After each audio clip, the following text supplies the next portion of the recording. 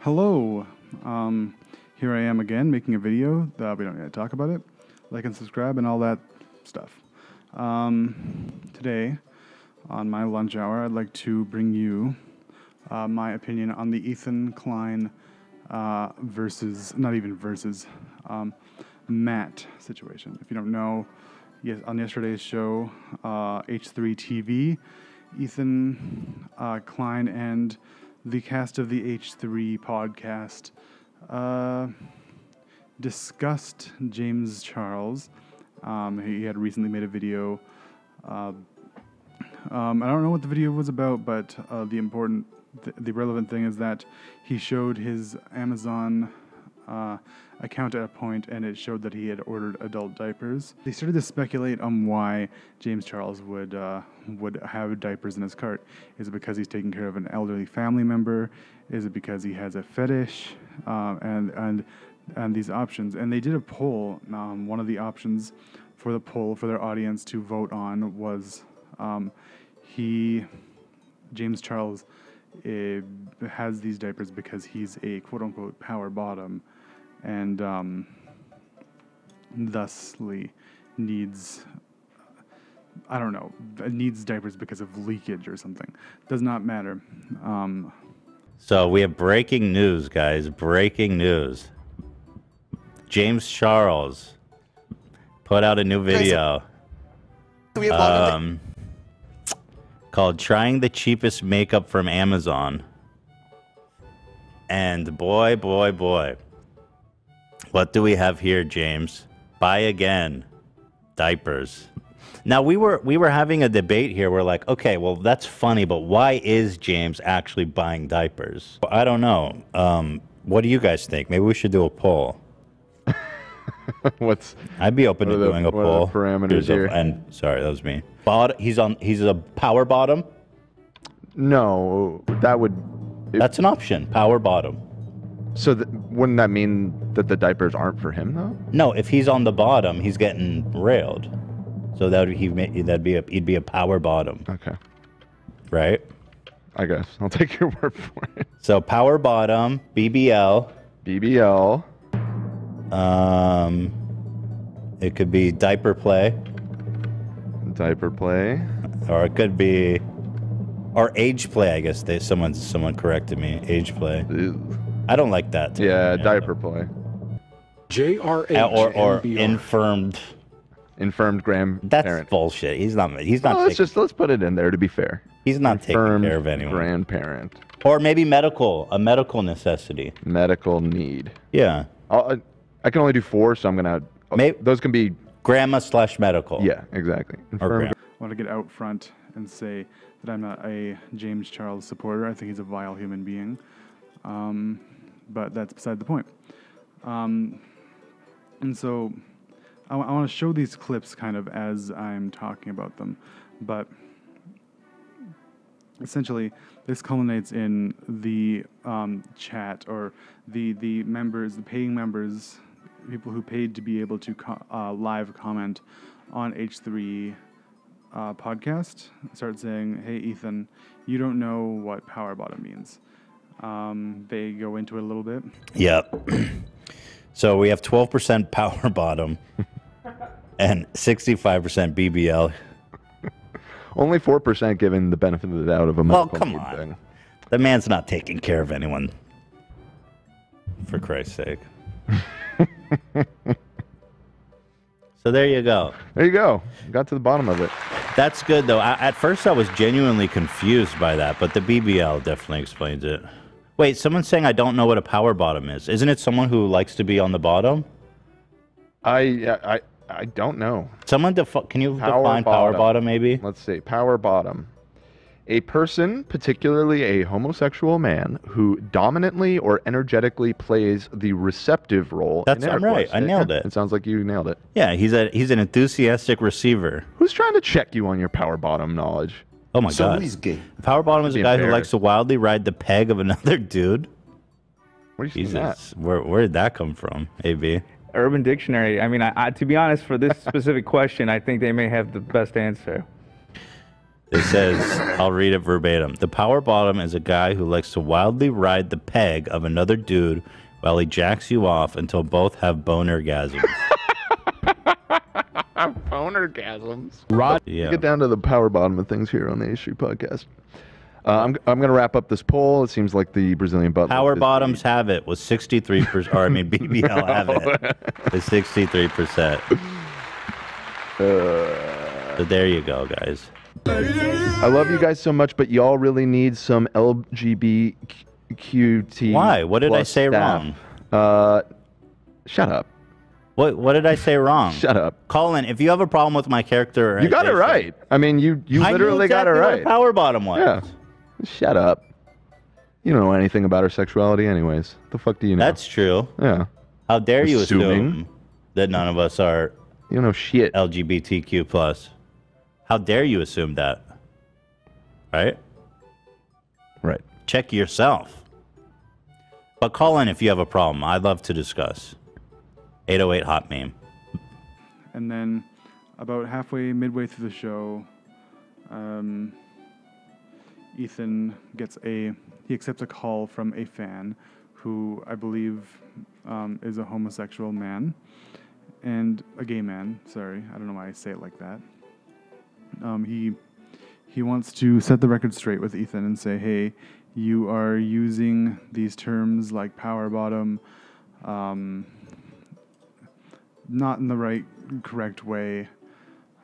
It's a harmful stereotype to assume that you would know who is a bottom or not, and we all want to make fun of James Charles, but using harmful gay stereotypes isn't the way. Wrong service. So, first and foremost, because I know how south these calls can go very quickly, I want to establish my stance on James Charles and the diapers. Okay, and I think please. he totally probably has a fetish. I just want to come in strong on my James Charles stance, that just so we can move on quickly. Good. Okay. A lot of times it comes up where you bring in, where you often bring up people that you feel inclined. I know often you feel inclined to describe someone where you think they might be a bottom, and I think that that's often a misconception, that like bottoms may be passive or the well, I just mean that he likes partner. I just mean that he likes to take it up the butt. Correct. But how can you know that about someone? Well, that was just a theory because he wears diapers. It's just a theory. No, I'm moving on from James Charles. I'm sorry. I don't care about it. That's not oftentimes like a misconception. Like I think if you met I'm gay. Let's just throw that out there. And I mean I'm married, and I think if you met me and my husband, you wouldn't necessarily be able to tell which is which, and that's something that you can't always tell, and it's you might always think that the bottom, and a power bottom is a good example. I mean, looking up top, but you can't always tell who's the top, who's the bottom. So do you find it offensive if I say by being oh he's probably a bottom? Is that the problem? To make absolutely, it's offensive. I mean, it is funny though. I don't know. I think the problem is that the term power bottom is very funny to me. And sometimes it's hilarious. And sometimes, these alpha men give power bottom vibes. They could be. But it's not a bad thing, right? It's not a bad thing. That's the problem. I think maybe the joke is the dichotomy of their persona of ultra masculinity, but then the joke being that they're a power bottom. But okay, I see your point. I it's didn't not find anything wrong. Matt, I will be more conscious of my use of power bottom. I don't. Yeah, but I think it's more. I think it's more okay. I think the ascription of throwing out that someone is just a bottom, because it just ascribing certain roles to people. That's all I'm asking for is just be a little more conscious of it. Let me ask you this, Matt. Is it possible? So would you consider yourself a top or a bottom, or you don't do that the labels? I knew you were going to ask me that. I knew you were going to go there, and I mean this with all peace and love and with respect, Ethan. It's none of your business. Oh, sure. I mean, you can. That's a totally valid response. You don't have to answer the question. Can I guess what is your preference? You can. Will you tell me if it's right if I guess right? No. Well, but either way, you would. How about this? How about this? How about this one? You do a good job. You try to learn from this and do better. And then in 5-6 months, when you've shown some growth, then I'll tell you. Okay. Matt. Seems fair. Matt. The reason you're okay, you know what? I'm not gonna get into it, Matt. But we all know which one you prefer. Yeah, I think you probably do. Yeah, and that's great. People that receive, but as long as you understand where I'm coming from on this. To be honest, I don't really. I'm trying, but I don't. I mean, I get it. Like, I get the thing that like power bottom. It's this weird assumption to make, or to use it in a derogatory way. I get because to be on the bottom is to give. It's to give. You know, it's a gracious thing to give and to receive like that. I think you're misunderstanding what a power bottom is. Like, because generally a bottom is like the receptive partner, right? Mm-hmm. There's someone who's just receptive. A power bottom. So generally a bottom is kind of assumed to be the more passive partner. A power bottom is a bottom who is just the more active bottom. Oh, okay, I see. So they'll ride it. They can ride. A power bottom will ride it, where a regular bottom will just kind of lay there. Generally, yeah. What did you think a power bottom was? I thought it was just someone that liked receiving rather than giving. Yeah, no, that's just a bottom. No, a bottom. Okay, so so the power bottom is someone who rides enthusiastically. And they're probably the more active one. Okay, so what's the problem? I misunderstood the label. A bottom is obviously someone if someone's taking a dick in their ass, they enjoy it. Yeah, of course. But I guess you could be on some days a bottom and some days a power bottom, which is great. God bless them. God bless you. Yeah. She kind of dismisses him a little bit. And by the end of the show, I think what the real problem was, what made this a huge deal, is that around the end of the show when they're trying to close up, they have a conversation about the caller, and the chat is blowing up saying you need to apologize, whatnot. And Dan, the producer, kind of goes off and he goes, "Oh, why don't you guys shut the fuck up? Why you guys gotta blah blah?" Showing the clip now. All right, guys, thanks for voting. Thanks for being here. Apologies to whatever his name was. Apparently, I was homophobic to him. I learned what's a power bottom, though. For being homophobic to the caller? That's what... I don't think... I just saw a comment, but I don't think it's really... Yeah, why are you looking at the comments in the middle of the show? What are you doing? What are you doing? I don't know. People say it was gross and disappointing. Saying you can guess if Matt is a power bottom by his voice is so gross. But I was right. That was the point. Wasn't I? He admitted. Yeah, of course you were right. And honestly, just so over these fucking people. Shut the fuck up! Shut up! I mean, I was just trying to make the call fun. Yes! It's a fucking entertaining show. Shut the fuck up. Someone says, I don't know what's up. So disappointing. Someone said, grow up. Jesus fucking Christ. Dan. I don't know what's up with Ethan today, but something's off. Bad vibes this episode. Shut the fuck up. Unsubscribe. Go away. Jesus Christ. Someone said, I remember, now they're going back. I remember Ethan also asked ContraPoints if she had gotten bottom surgery, and she had to explain. It wasn't any of his business, and that's not a question you should randomly ask a trans person. It wasn't a random question. It was actually an interview, and I asked, you fucking moron. How dare I try to learn about the... Yeah, and she said that it was okay. Yeah. Specifically said, just so you know, that's not an appropriate question to ask any trans person, but I'm happy to answer. It doesn't bother me. And that was an edited episode, and if it was uncomfortable, we would have taken it out. Well, I actually learned a lot from her. Yeah, so just... Someone said, I think Ethan feels... This is just the thread where everyone's complaining. Yeah, just... Well, it's good. I think it's good to address it now. It's good. How many times you get the opportunity to get into a controversy and then respond to it in the same episode? Yeah, so we don't have to fucking talk about it next time. And so I really just wanted to weigh in on my opinion because I think a lot of people are just taking this as, oh, the H3 podcast is homophobic. And Ethan Klein is homophobic. And Dan is homophobic. And I think I'm just wanted to weigh my opinion on this. I don't think any of them are homophobic. I think probably they have homophobic tendencies that are hard to get rid of, you know? Like there's these things that you just don't even think about, right? I don't think Ethan was being malicious to gay people, saying that, using the term power bottom, and don't get me wrong, I do think it was rude to ask the caller what their preferences was. And excuse me, I'm getting a phone call. I'll be right back. I mean, what can I say? I don't think he was taking the caller seriously. And I don't mean to speak on behalf of gay people. I think they have a right to be offended. I do, however, not agree with the mass of people, straight, gay, and otherwise, who are straight up saying that Ethan Klein is a homophobe and Dan is a homophobe.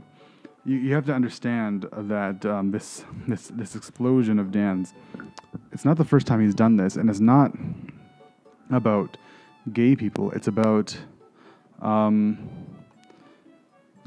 H3 Podcasts chat. The people who pay to be able to post on or comment on the live feeds. Sometimes they're just awful. Like,